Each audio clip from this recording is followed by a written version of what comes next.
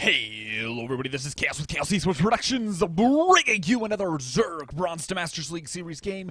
Today we are in Season 2 of 2014, and this is going to be a ZvZ on the new map, Waystation. I'm pretty excited because I really wanted one of the new maps to talk about and, you know, maybe give you a little bit of insights on things, my thoughts as far as how the map plays out and things to be a little cautious of.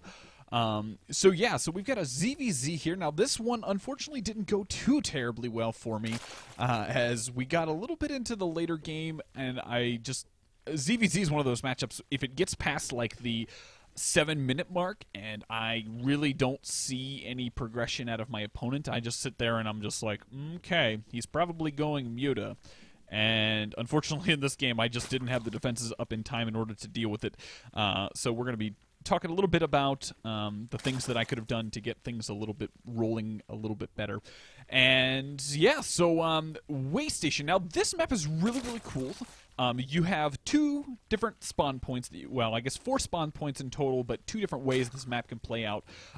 You can have this really long position, which we are spawned in here today. Basically, when you spawn in these positions, it's definitely going to be a more macro-focused build. You're not going to be playing necessarily a little bit cheesy just because it's so hard to get across to your opponent's space quick enough in order to really get anything done. So, first things that. Now, the second spawning points are this lower left-hand corner as well as this upper right-hand corner. And it kind of progresses into that normal, you know, you've got your main, which is actually a really big main, as we can see here. And it kind of progresses into this nice little tucked away natural expansion. Now, there is no ramp leading up to the natural. You've only got this fairly large waypoint, so it's going to be pretty hard to fully wall off in time for like a 2-base timing type build. But yeah, so, you know, just a little bit of variation. I think Blizzard's done a really good job of kind of setting this map up for 2 very different types of games. So, should be really interesting going forward into the season and playing this out. So, let's go ahead and get back into the game. As I mentioned before, it definitely plays more of a macro-focused game when you are in these cross-spawn positions, the upper left and the lower right. So you're pretty safe going for a hatchery first, hands down. I was trying to think, if your opponent does go for a 6 pool and starts to send lings across, quite honestly, I think your hatchery will be done. And I would think that your spawning pool will also be done by the time those lings show up, just based on the amount of travel time that it really takes. You know, it even takes a drone to get across the map. So, so you pretty much good on going ahead and going for that hatchery first in this matchup, and pretty much, I'd say any matchup. Terran I might be a little bit hesitant of, just because they can do proxy 2 Rex, and that might be viable. I don't know. But in this spawn position, you're pretty much safe to do kind of whatever. So this build, I went ahead and was going to try and do a Baneling bust, and then came to the realization that my opponent was going for mutas based on like his wall and stuff. So it didn't quite pan out for me. Baneling nest going down, going to leave 2 guys in gas so I can continue on getting that gas. And basically going to go ahead and get our speed up and then continue on droning. Now, our opponent is actually going for a very similar build to what I did when I was back in Bronze League, going for those. I've never seen 4 gas taken this early, so I'm not quite sure I fully 100% understand this. Obviously, when you're going for really heavy gas so early on, you're pretty much guaranteeing that you're going to focus on getting your mutas out. So send some lings down, to a little bit of scouting, and pretty much at this point, it's just a matter of both of us are like, okay, we're going to go ahead and drone up. Feel pretty good about it. Now, honestly, I probably could have droned a little harder than this. You can see that I'm pretty much focusing on, yeah, wow, he's super droning compared to me. Double check this. Yeah, he's got 16 more drones than me. I need to go back and relook at that mechanic, because wow, that's a significant amount. Huh, interesting. So probably in my next Bronze to Masters League series, I'm going to do a little bit of time checking on drone timings and figure out kind of what what happened here, because that's definitely very interesting. Anyways, so I noticed that he went for, I haven't scouted it yet. I sent one of these lings in relatively soon to get a good scout on, and at this point I'm just kind of like, okay, I'm gonna continue on droning. I feel pretty confident doing that. I'm getting up a really early third base, trying to be a little bit cheeky, just because when I do scout, I scout this really odd wall. Here we go. Zergling coming in, trying to get some damage done. So yeah, so we come in and we see all this, and we're just like, okay. Pretty much the only thing that your opponent can do when you're in this situation, it's like, I kind of feel like the only thing that they can do is go for Spire. So I'm sitting here like, well, better get ready for those mutas. Go ahead and plant down some preemptive Spore Crawlers. I'm really worried. I'm just like, that is really strange.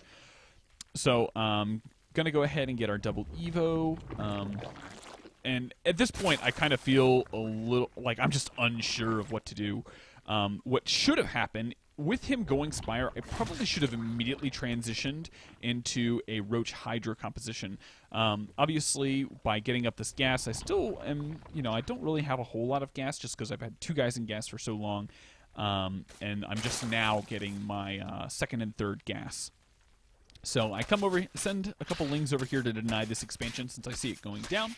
And that's one thing that I do think I did really well this game. I go ahead and leave a handful of Zerglings out on the map just to poke and be at that third base on both sides. Now, I don't remember if he actually cancels this or not, because I send in a couple more lings and this pretty much goes to town. We'll go ahead and speed it up, check it out, and bam, the cancel. So yeah, so he did go ahead and cancel that. And basically, at this point, he's got 12 mutas out on the way, which is obviously going to be a big deal for me.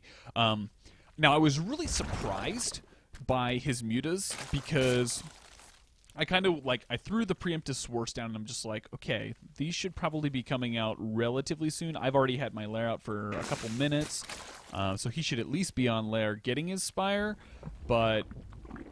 So without the mutas, I'm, showing up at my base at this point, I'm just like, okay, not sure what to do with that. Actually, one thing, okay, I'll make comment on this real quickly once I finish that thought. So I don't see his mutas for a long time, so I'm just sitting here like, okay, I guess I'm just going to continue on droning, and we will see what happens. So with 10 more drones popping out on the way, I should have gotten Spore Crawlers over here a lot earlier, quite honestly. With those first round of drones, those should have been turned into Spore Crawlers to defend this off. Because I had that inkling in my head. It just, didn't occur to me to go ahead and do that. And now, this is where things start to get a little bit ham, just because he comes in with the mutas. I'm sitting here like, well, crap. Don't have any spores over there. Gotta go ahead and build some more spores, probably in my main, because that's a lot of mutas, and I'm just like, I don't know what to do about that. So, unfortunately, I'm not really going to get a whole lot done. Actually, pretty much for the rest of this game, I'm just like, yeah, not really getting anywhere. And this is mainly just a function of not being aware or fully aware and scouting really, really late as my Overseer gets in here and just now scouts everything. Obviously, still didn't scout the Spire, surprisingly, but yeah, the mutas get in here, get a lot of damage done. He's only got 8 more mutas, but he's already kind of gone his tech switch, getting up his roaches. And so one thing I was going to mention earlier, this little island base, I was really surprised that Blizzard didn't actually put a neutral creep tumor like they did in one of the past maps that had an island. So I'll be interested to see whether or not that gets patched in, because I could see this being a little bit of a pain to deal with, especially in these closer spawning positions. Anyways, so his mutas are going to come in here. I'm trying to get up some corruptors to deal with it, but not really getting a whole lot accomplished. He's going to come in, take down these... take down those, and start to focus down some of the Spore Crawlers. And at this point, we're just kind of like, well, crap. I don't know what to do. I already see that he's got a whole bunch of roaches coming my way, and yeah, we're kind of in a tough spot. So, I think going forward, I think the couple things that I'm going to definitely need to work on is, one, early game droning obviously is a problem for me, which I was very unaware of. Granted, it has been a week since I played Zerg, so I'll give myself the benefit of the doubt for the time being. But that's definitely going to be something that I'm going to focus on here in the next coming weeks as we get underway into season number 2 here in 2014. And yeah, at this point, all I have is lings, and lings versus lots of roaches. Just generally not a great thing, and we are going to go ahead and call GG and well played, because yeah, I'm starting to find myself in kind of a tough spot. Need to get myself out of that. I'll probably do a little bit more research on ZvZ builds just to give you guys some more variety.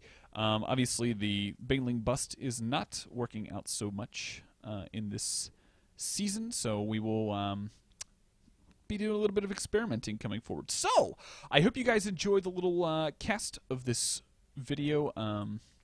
I hope you guys learned something and kind of can take my learnings and help apply to your gameplay.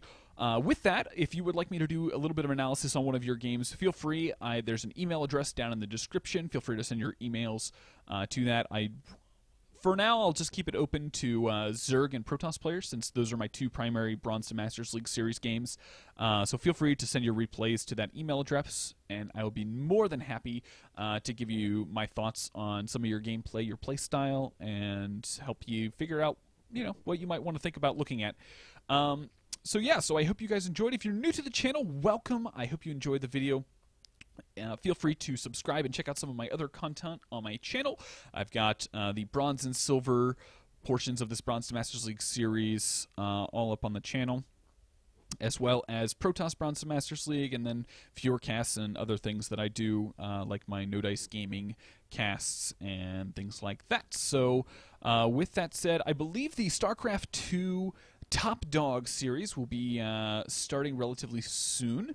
I believe right now registration is going through the end of next week, so if you want to head over to thunderdogesports.com, feel free to sign up for the Top Dog and play some games with your friends and your clans. I do casting for those on Tuesday nights at 8 p.m. Eastern Standard Time, so feel free to check me out there. And I believe there's a No Dice Gaming Invitational going to be coming up later this week. I will probably be casting on Saturday. That is a $3,000 tournament. We've got some pretty decent pro players. There's a Team Liquid post that I'll probably put down in the description for you to check out if you're interested in that.